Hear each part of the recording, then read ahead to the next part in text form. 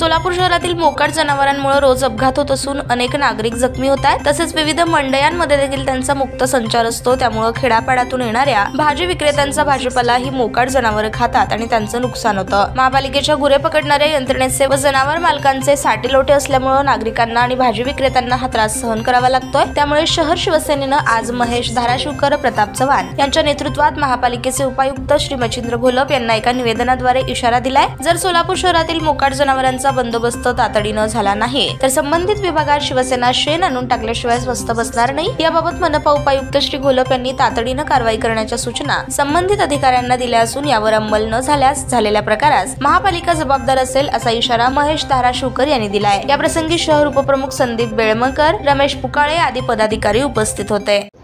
आज शिवसेनेच्या वतीनं उद्धव बाळासाहेब ठाकरे पक्षाच्या वतीनं मी माझे सहकारी शहर प्रमुख महेश धाराशिवकर, संदीप बेळमकर आमच्या सहकार्याने मच्छिंद्र घोलप यांना एक निवेदन दिलेलं आहे की ते निवेदनाचा विषय असा आहे की जे मोकाट फिरणारे जनावर आहेत, पण ते मोकाट फिरणारे जनावर नसून त्यांचे मालक आहेत, ते मालकांना सवय लागलेली आहे की आपले जनावर रस्त्यावर सोडून द्यायच्या, फक्त दूध पिळण्यासाठी फक्त बोलून घ्यायचं, अशा पद्धतीनं हे या भागातील जनावरांच्या मालकाचं काम आहे। परंतु अतिक्रमण महापालिका अतिक्रमण कुठल्याही जनावराला पकडून नेत नाही।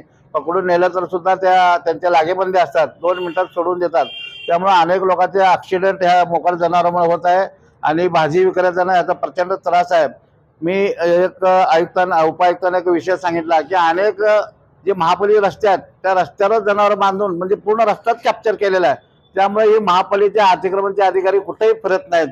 नवी पेठ असू द्या, चाटी गल्ली असू द्या, सराफकट्टा असू, जे महत्वाचे बाजारपेठ आहेत त्या बाजारपेठेमध्ये प्रचंड अतिक्रमण आहे। पण कुठंतरी एखाद्या चांगल्या टॅक्स भरलेल्या दुकानदाराला त्रास करायचं आणि गवगाव करायचं काम केल्यासारखं, पण असं कुठलंही काम ती महापालिका करत नसून आम्ही यांना इशारा दिलेला आहे, लवकरात लवकर हे मोकाट जनावरांचा बंदोबस्त करा आणि अतिक्रमण करणाऱ्या लोकांचा बंदोबस्त करा आणि नाहीतर जनतेला जे टॅक्स भरून जनता फिरती त्यांना मोकळा श्वास येऊ द्या, अन्यथा आम्ही शेणाचा सडा या आयुक्त काढल्याशिवाय टाकल्याशिवाय सोडणार नाही।